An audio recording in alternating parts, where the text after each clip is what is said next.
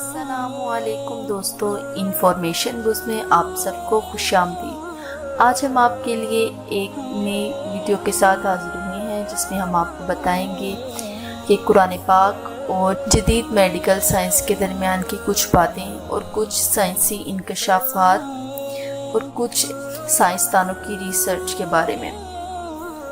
اگر آپ ہمارے چینل پر نئے ہیں تو ہمارے چینل کو لائک اور سبسکرائب ضرور کر دیں تاکہ ہماری تمام آنے والی نئی ویڈیوز کا نوٹیفیکیشن آپ کو مل جائے۔ چلیں بڑھتے ہیں اپنی ویڈیو کی جانب۔ قرآن مجید وہ عظیم الشان آخری آسمانی کتاب ہے جسے اللہ تعالیٰ نے انسانیت کی ہدایت کے لیے نازل فرمایا ہے۔ یہ اسلام کا سب سے پہلا مصدر ہے۔ جب تک مسلمانوں نے اسے تھامے رکھا دنیا کی سپر پاور کے رہنما رہے، اور جب اسے ترک کر دیا تو ذلت اور رسوائی ان کا مقدر بن گئی۔ دشمنان اسلام کی ہمیشہ سے یہ کوشش رہی ہے کہ وہ کسی نہ کسی سے مسلمانوں کو اس مصدر اول کی ہدایت سے دور کر دیں یا اس کے بارے میں ان کے قلوب میں شکوک و شبہات پیدا کر دیں۔ چنانچہ قرآن مجید کی حفاظت کا ذمہ خود اللہ تعالیٰ نے لے رکھا ہے۔ چنانچہ دشمنوں کی سازشوں اور اپنوں کی جہالتوں کے باوجود قرآن مجید آج بھی بالکل صحیح سلامت محفوظ رنگ کائنات پر جلوہ افروز ہے۔ قرآن اور جدید سائنس کے بارے میں آج ہم آپ کو بتائیں گے، جس میں انہوں نے یہ ثابت کرنے کی کوشش کی ہے کہ قرآن نے آج سے 1400 سال پہلے جو کچھ بتا دیا تھا، آج کی جدید سائنس اس کی تائید کرتی نظر آتی ہے۔ اللہ تعالیٰ سے دعا ہے کہ وہ اس محنت کو اپنی بارگاہ میں قبول فرمائیں۔ اگر آپ نے ابھی تک ہمارے چینل کو سبسکرائب نہیں کیا تو ہمارے چینل کو سبسکرائب کر دیں۔ قرآن پاک اور علوم جدید بالخصوص سائنس کے موضوع پر بحث دانشوروں کو فکر کا موقع ملتا ہے۔ عام طور پر قرآن اور سائنس کے موضوع پر بحث کا رخ قرآنی ارشادات اور سائنسی ایجادات کے درمیان ہم آہنگی کی تلاش پر مرکوز رہتا ہے، اور اس بات کی کوشش کی جاتی ہے کہ سائنسی ایجادات اور انکشافات کو قرآن کریم کی کسی نہ کسی پیش گوئی پر منطبق کیا جائے۔ یہ بھی قرآن فہمی کا ایک رخ ہو سکتا ہے، لیکن حقیقت تو یہ ہے کہ قرآن اٹل حقیقتوں سے بحث کرتا ہے جبکہ سائنسی نظریات بدلتے رہتے ہیں۔ سائنس بنیادی طور پر ایک انداز فکر ہے۔ محدود معنوں میں ہم سائنس سے فزکس، کیمسٹری، بائیولوجی وغیرہ مراد لیتے ہیں، لیکن آفاقی مفہوم میں سائنس کائنات کا علم ہے۔ سائنس لاطینی زبان کا لفظ ہے جس کے معنی جاننا ہے۔ پروفیسر کے مطابق سائنس نظامی فطرت کے علم کا نام ہے جو مشاہدہ، تجربہ اور عقل سے حاصل ہوتا ہے۔ علم کے جس شعبے کو ہم سائنس کہتے ہیں اس کا دوسرا نام علم کائنات ہے، جس میں انسان کا علم بھی شامل ہے۔ اہل مغرب کو اس بات پر بڑا فخر ہے کہ ان کی سائنس اور ٹیکنالوجی نے حیرت انگیز ترقی کر لی ہوئی ہے، اور قدرت کے پراسرار شب اور روز دریافت کیے جا رہے ہیں۔ بہت اچھی بات ہے کہ علمی ترقی پر فخر ہونا بھی چاہیے، مگر دیکھیے کیسی دلچسپ بات ہے کہ سائنس نے صدیوں کی جستجو کے بعد جو راز دریافت کیے ہیں، قرآن مبین قرآن مجید میں وہ سب باتیں 14 صدیاں پہلے ہی بیان ہو چکی ہیں۔ Social media website Twitter پر ہینڈل سے ٹویٹ کرنے والے ایک صاحب نے قرآنی آیات کے حوالوں کے ساتھ ایسی بہت سی باتوں کا تذکرہ کیا جو 1400 سال قبل ہی قرآن حکیم میں بیان ہو چکی ہیں، مگر سائنس آج ان باتوں تک رسائی حاصل کرنے کی کوشش پر پہنچی ہے۔ مثال کے طور پر ڈیولپمنٹ کے بارے میں حالیہ دریافتوں کو میڈیکل سائنس کی انقلابی کامیابی قرار دیتے ہیں، مگر قرآن مجید نے 1400 سال قبل وضاحت سے بتا دیا کہ بچے کی تخلیق کا عمل کس طرح شروع ہوتا ہے، کیسے مختلف مراحل سے گزرتا ہے اور بالآخر کس طرح تکمیل کے درجے کو پہنچتا ہے۔ قرآن مجید کی تعلیمات سے واقفیت رکھنے والے سائنسدان البتہ اس بات پر ضرور حیران ہیں کہ 1400 سال قبل تک کوئی ایسی ٹیکنالوجی موجود نہیں تھی جس سے یہ بات ثابت کی جا سکے۔ قرآن مجید میں انسان کے پیدا ہونے کی تمام معلومات موجود ہے۔ سائنس کے دیگر شعبوں کی بات کی جائے تو لوہے کی اہمیت کیا ہے، یہ کہاں سے آتا ہے اور انسان کے لیے اس کے فوائد کیا ہیں، یہ بھی ایسی معلومات ہے جو 14 صدیاں قبل دنیا میں انسان کے علم میں کس طرح نہیں آ سکتی تھی، مگر قرآن مجید نے یہ سب کچھ بیان کر دیا۔ سائنس کی ایک اور حیرتناک دریافت یعنی کائناتی راہ کو جدید علم فلکیات کی پیچیدہ ترین دریافتوں میں شمار کیا جاتا ہے، لیکن قرآن مجید کی تعلیمات پر غور کریں تو ہمیں اس کے بارے میں بھی رہنمائی ملتی ہے۔ جدید دور کے سائنسدان اس بات سے بھی اتفاق کرتے ہیں کہ قرآن مجید میں کاسمک ڈسٹ کے حوالے سے بہترین اطلاع شامل ہے۔ زمین کی گردش کے متعلق سامنے آنے والی سائنسی دریافتوں کو بھی ابھی زیادہ عرصہ نہیں گزرا، البتہ قرآن مجید کے اس کا حوالہ 14 صدیاں قبل ہی بیان کر دیا تھا۔ اسی طرح قرآن مجید میں 2 ایسے سمندروں کا حوالہ بیان کیا ہے جو ساتھ ساتھ بہتے ہیں مگر ان کا پانی آپس میں نہیں ملتا۔ آج کے سائنسدانوں کو بحر روم کے پانی کے متوازی بہنے اور ایک دوسرے میں نہ ملنے کے بارے میں معلوم ہوا تو وہ قرآن میں بیان کی گئی بات پر حیرت میں مبتلا ہو گئے۔ مختصر یہ کہ جدید سائنس کی وہ کون سی دریافت ہے جسے ہم قرآن کی روشنی میں دیکھیں تو یہ انکشاف نہ ہو کہ ہمیں تو صدیوں پہلے اس کی رہنمائی دی جا چکی ہے۔ یہ ہدایت البتہ انہی کے لیے ہے جو اس کے متلاشی ہیں۔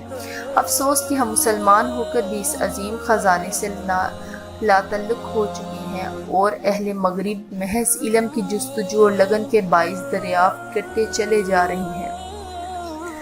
بنی اسرائیل کے ایک عابد نے اپنی 30 سال کی مدت عبادت پوری کر لی تھی، مگر جس طرح وہ عابدوں پر 30 سال کی عبادت کے بعد ابھر کر سایہ ہو جایا کرتا تھا، اس پر نہ ہوا تو اس نے اپنی والدہ سے یہ حال بیان کیا۔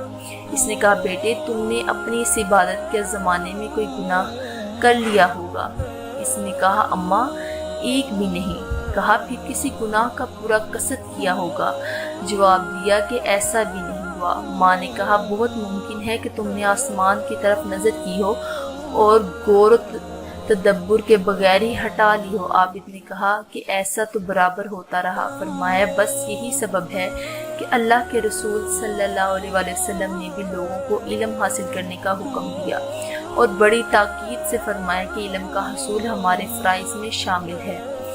آپ صلی اللہ علیہ وسلم کا فرمان مبارک ہے کہ حضرت انس سے راوی ہے کہ سرکار دو عالم صلی اللہ علیہ وسلم نے فرمایا کہ علم حاصل کرنا ہر مسلمان مرد اور عورت پر واجب ہے۔ ایک اور اہم واقعے کا ذکر ہے جس میں راوی علامہ عنایت اللہ مشرقی بیان کرتے ہیں کہ اتوار کا دن تھا اور زور سے بارش ہو رہی تھی۔ میں کسی کام سے باہر نکلا تو جامعہ کیمبرج کے مشہور ماہر فلکیات بغل میں انجیل دبائے چرچ کی طرف جا رہے تھے۔ میں نے قریب ہو کر سلام کیا تو وہ متوجہ ہوئے اور کہنے لگے، کیا چاہتے ہو؟ میں نے کہا، 2 باتیں۔ پہلی یہ کہ زور سے بارش ہو رہی ہے اور آپ نے چھاتا بغل میں دبا رکھا ہے۔ سر جیمز اپنی بدحواسی پر مسکرائے اور چھاتا تان لیا۔ دوم یہ کہ آپ جیسا شہر آفاق آدمی گرجا میں عبادت کے لیے جا رہے ہیں۔ میرے اس سوال پر جیمز لمحہ بھر کے لیے رک گئے اور پھر میری طرف متوجہ ہو کر فرمایا، آج شام میرے ساتھ چائے پیو۔ چنانچہ میں شام کو ان کی رہائش گاہ پر پہنچا۔ ٹھیک 4 بجے لیڈی جیمز نے باہر آ کر کہا، سر جیمز تمہارا منتظر ہیں۔ اندر گیا تو ایک چھوٹی سی میز پر چائے لگی ہوئی تھی۔ پروفیسر صاحب تصورات میں کھوئے ہوئے تھے۔ کہنے لگے، تمہارا سوال کیا تھا؟ اور میرے جواب کا انتظار کیے بغیر اجرام آسمانی کی تخلیق اور ان کے حیرت انگیز نظام، بے انتہا پناہیوں اور فاصلوں، ان کی پیچیدگی اور راہوں اور طوفان ہائے نور پر ایمان افروز تفصیلات پیش کی کہ میرا دل اللہ کی اس کبریائی سے دہکنے لگا۔ اور آپ کی اپنی کیفیت تھی کہ سر کے بال سیدھے اگتے ہوئے تھے، آنکھوں سے ہے اللہ کی حکمت اور دانش کی ہیبت سے ان کے ہاتھ قدرے کانپ رہے تھے اور آواز لرز رہی تھی۔ فرمانے لگے، عنایت اللہ خان، جب میں اللہ کی تخلیقی کارناموں پر نظر ڈالتا ہوں تو میری تمام ہستی اللہ کے جلال سے لرزنے لگتی ہے اور میں کلیسا میں اللہ کے سامنے سرنگو ہو کر کہتا ہوں کہ تو بہت بڑا ہے، تو میری ہستی کا ہر ذرہ میرا ہم نوا بن جاتا ہے، مجھے بے حد سکون ملتا ہے اور خوشی نصیب ہوتی ہے۔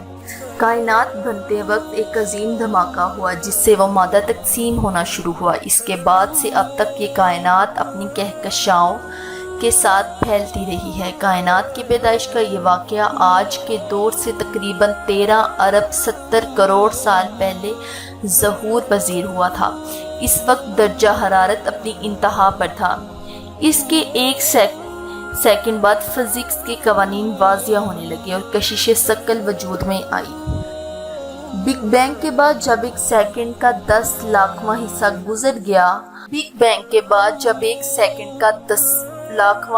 گزر گیا تو کوارک آپس میں جڑ کر نیوٹرون، پروٹون اور ضد ذرے بننے لگے۔ اگرچہ ذرے اور ضد ذرے ایک دوسرے کو فنا کرتے رہے، لیکن ذروں کی تعداد حاوی ہو گئی۔ اس وقت تک کائنات پھیل کر ہمارے نظام شمسی کے برابر ہو چکی تھی اور درجہ حرارت گر کر 10,000 ارب سینٹی گریڈ ہو چکا تھا۔ بگ بینگ کے ایک سیکنڈ بعد الیکٹرو میگنیٹک اور کمزور نیوکلیئر فورس واضح ہونے لگی اور درجہ حرارت گر کر 10 ارب ڈگری سینٹی گریڈ رہ گیا۔ 3 منٹ بعد نیوٹرون اور پروٹون باہمی جڑ کر ایٹمی مرکزیں بنانے لگے، جس سے ہیلیم کے مرکز وجود میں آئے اور آزاد نیوٹرون ختم ہو گئے۔ اب درجہ حرارت گر کر 1 ارب ڈگری سینٹی گریڈ رہ گیا۔ 7 لاکھ سال بعد ایٹمی مرکزیں اس قابل ہوئے کہ الیکٹرون سے مل کر ایٹم بنا سکے۔ ایٹم بننے سے فوٹون خارج ہوئے اور کائنات پہلی دفعہ شفاف ہو گئی۔ اب درجہ حرارت 3000 ڈگری کیلون ہو چکا تھا۔ ابتدا میں بننے والے ستاروں میں لوہا یا دوسری باری عناصر بالکل موجود نہیں تھے۔ 1 ارب سال کے بعد یہ کہکشائیں بننے لگیں۔ صرف ہماری کہکشاں میں 200 ارب ستارے ہیں اور ہمارے نزدیک ترین پڑوسی کہکشاں 10 لاکھ نوری سال کے فاصلے پر ہے۔ اب ستاروں کے درمیانی جگہ کا درجہ حرارت گر کر -270 ڈگری سینٹی گریڈ ہو چکا ہے، یعنی صرف 3 ڈگری کیلون۔ کہکشائیں بن چکی ہیں، ستاروں کی نئی نسلیں گزر چکی ہیں، لوہے اور نکل سے بھی زیادہ بھاری ایٹمی مرکزیں وجود میں آ چکی ہیں، زندگی کی ابتدا ہو چکی ہے۔ ہمارا نظام شمسی لگ بھگ 4.5 ارب سال پہلے وجود میں آیا۔ ہماری زمین کی بھی عمر اتنی ہی ہے۔ یہ ساری تفصیلات ویکیپیڈیا سے لی گئی ہیں۔ قرآن پاک میں اللہ تعالیٰ فرماتے ہیں، کیا اہل کفر نے دیکھا نہیں کہ تمام آسمان اور زمین پہلے اکائی کی صورت میں بند تھے، پھر ہم نے انہیں پھیلا دیا۔ قرآن کریم کی اس آیت کو پڑھتے جائیں اور بگ بینگ پر غور کرتے جائیں، قرآن اور سائنس دونوں ہی اس بات پر متفق نظر آتے ہیں کہ کائنات پہلے اکائی کی صورت میں تھی، پھر قدرت نے یعنی اللہ تعالیٰ کی ذات نے اسے پھیلا کر موجودہ حالت کر دی۔ ہاں، یہاں ایک سوال رہ جاتا ہے اور یہ کہ سائنسدانوں کی اس تحقیق کے مطابق کائنات تقریباً 8 ارب سال پہلے وجود میں آئی، جبکہ قرآن کہتا ہے کہ آسمان زمین کو 6 دنوں میں تخلیق کیا گیا، اور 6 دنوں کا مطلب یا تو 6000 سال ہیں یا 3 لاکھ سال، جیسا کہ اس میں لکھا۔ اب سوال یہ آتا ہے کہ سائنسدانوں کی اس تحقیق کے مطابق کائنات تقریباً 8 ارب سال پہلے وجود میں آئی، جبکہ قرآن کہتا ہے کہ آسمان زمین کو 6 دنوں میں تخلیق کیا گیا، اور 6 دنوں کا مطلب یا تو 6000 سال ہیں یا 3 لاکھ سال ہیں۔ اب اس کا جواب یہ ہے کہ مرکزی اور بنیادی چیز کائنات کا ایک اکائی سے وجود پذیر ہونا ہے۔ اس نقطے پر قرآن اور سائنس متفق ہیں۔ باقی اس کی جو تفصیلات اور حساب اہل سائنس بیان کرتے ہیں، تو ایک تو اس حوالے سے ان کا اختلاف رائے ہے، دوسرا یہ کہ یہ تمام حساب کتاب گمان اور قیاس پر مبنی ہیں، یقین سے نہیں کہہ سکتے۔ اتنے ہی برس لگے ہوں گے، کیونکہ ماضی میں جھانکنا اور بیتے ہوئی دنیا کے تمام برسوں کا مشاہدہ کرنا کسی انسان کے بس میں نہیں ہے۔ دوسرے لفظوں میں یہ صرف ان کی ایک تھیوری ہے، ایک سوچ اور خیال ہے۔ مشاہدہ اور پکا تجربہ نہیں ہے، حالانکہ اصل سائنس وہ ہوتی ہے جو مسلسل تجربے مشاہدے سے ثابت ہو، جبکہ اس کے مقابلے میں وہی اعلیٰ قطعی و یقینی ہے جو عقلاً مانا جائے اور اس کے عقائد موجود ہوں۔ آخر میں ایک اور بات سمجھانا ضروری ہے، اور وہ یہ کہ قرآن کریم نے یہ تو بتایا ہے کہ کائنات 6 مراحل میں یا 6 دنوں میں مکمل ہوئی، لیکن قرآن نے یہ ارشاد نہیں دیا کہ کائنات اپنی تخلیق کے بعد کتنے ہزار برسوں میں قائم وجود میں آئی۔ اب دوسری طرف یہ ہے کہ سیلاب عظیم کے بعد حضرت نوح علیہ السلام کی کشتی جودی پہاڑ پر آ کر ٹھہر گئی تھی۔ 1977 میں کچھ مہین جوہوں نے اس کشتی کو دریافت کیا۔ یہ پہاڑی ترکی میں واقع ہے۔ جب کشتی دریافت ہوئی تو اخبارات میں اس کی تصویریں شائع ہوئیں۔ یہودیوں، عیسائیوں اور ان کے درمیان ایک نئی بحث کا آغاز ہو گیا۔ روشن خیالوں نے اس پر 4 بڑے اعتراضات اٹھائے۔ یہودی نصاری اپنی کتابوں کی روشنی میں اس کا جواب نہ دے سکے، مگر قربان جائیں اسلام پر کہ قرآن مجید میں ان کے تمام اعتراضات کا جواب پہلے سے ہی موجود تھا۔ پہلا اعتراض یہ تھا کہ بغیر کسی ٹیکنالوجی کے 6000 سال قبل ایسی عظیم الشان کشتی بنانا کیسے ممکن ہوا جو اتنا وزن اٹھائے کہ لمبے عرصے تک سمندر میں سفر کرتی رہی۔ اب اس کا جواب یہ ہے، اور ہم نے اسے تختوں اور کیلوں والی کشتی پر سوار کیا۔ قرآن پاک کہہ رہا ہے کہ ہم نے تختوں اور کیلوں والی کشتی پر حضرت نوح علیہ السلام کو سوار کیا۔ تحقیق کے بعد اس کشتی سے دھاتی کیلوں اور تختوں کے آثار ملے۔ کیلوں تختوں کی وجہ سے ہی یہ ممکن ہوا کہ اللہ تعالیٰ نے نوح علیہ السلام کو اس کا علم عطا فرمایا تھا۔ دوسرا اعتراض یہ ہے کہ اس زمانے میں اتنی بڑی کشتی کیسے بنائی جا سکتی تھی جس میں دنیا بھر کے جانور کے جوڑے سوار ہوئے۔ اب قرآن پاک میں اللہ تعالیٰ فرماتا ہے، اس کا ترجمہ ہے، یہاں تک کہ جب ہمارا حکم آ پہنچا اور تنور ابلنے لگا، ہم نے کہا کہ اس کشتی میں ہر قسم کے جانور کا ایک جوڑا آ جائے اور اپنے گھر کے لوگوں کو بھی، سوائے ان کے جن پر پہلے سے بات پڑ چکی ہے، اور سب ایمان والوں کو بھی اس کے ساتھ ایمان لانے والے بہت ہی کم تھے۔ یعنی یہ کشتی کوئی عام کشتی نہیں تھی بلکہ بہت بڑی کشتی تھی۔ یہ کشتی 3 منزلہ ہے اور بہت لمبی چوڑی ہے۔ اس میں 522 ریل کے ڈبے سوار کیے جا سکتے ہیں۔ 25,000 جانوروں کی گنجائش موجود ہے، اس لیے اتنے جانوروں کا سما جانا بالکل درست ہے۔ اب تیسرا اعتراض یہ ہے کہ اتنی بڑی کشتی اتنے عظیم طوفان میں بغیر لنگر کے کیسے تیر سکتی ہے، اور قرآن پاک میں اس کا جواب موجود ہے، جس کا ترجمہ ہے، نوح علیہ السلام نے کہا، اس کشتی میں بیٹھ جاؤ اللہ ہی کے نام سے جس کا چلنا اور ٹھہرنا ہے، یقیناً میرا رب بڑی بخشش اور بڑے رحم والا ہے۔ حیرت انگیز طور پر جس پہاڑ پر یہ کشتی ٹھہری ہے، اس کے نیچے وادی میں چٹانوں کے بڑے بڑے لنگر دریافت ہوئے ہیں، وہ اسی کشتی کے لنگر ہیں۔ چوتھا اعتراض یہ ہے کہ ایک لکڑی کی کشتی اتنے لمبے عرصے تک ایک پہاڑ کی چوٹی پر کیسے باقی رہی، اور اس کا جواب قرآن پاک میں فرمایا گیا، اور ہم نے اسے اہل دنیا کے لیے اپنی قدرت کی نشانی بنایا ہے، تو ہے کوئی نڈر حاصل کرنے والا۔ حالیہ تحقیق سے پتہ چلا ہے کہ اس پورے پہاڑی سلسلے میں صرف اس پہاڑ کی چوٹی پر برف ہے جہاں یہ کشتی ہے، برف ہی کی وجہ سے یہ کشتی محفوظ رہی ہے۔ قرآن کریم میں اللہ رب العزت نے واضح فرمایا، اور ہم نے ہر جاندار چیز پانی سے بنائی تو کیا اور ایمان لائیں گے؟ یعنی تمام جاندار اشیاء کی ابتدا پانی سے کی گئی ہے، اور یہ اصول بھی آج کے موجودہ سائنسی نظریات کے لیے رہنما اصول ہے، جو یہ ماننے پر مجبور ہوئے ہیں کہ تمام تر زندگی کے موجودگی کے لیے پانی کی موجودگی اور اس سے تعلق لازمی ہے۔ زمین پر زندگی کی ابتدا کے متعلق غالب سائنسی نظریہ جن بنیادی قوانین پر قائم ہے، ان میں ایک پانی کی موجودگی ہے۔ جیسا کہ پروفیسر کہتے ہیں کہ زندگی کی جس حالت کو ہم جانتے ہیں، اس کے لیے ایک بنیادی ضرورت سیارے کی سطح کے نیچے پانی کی موجودگی ہے۔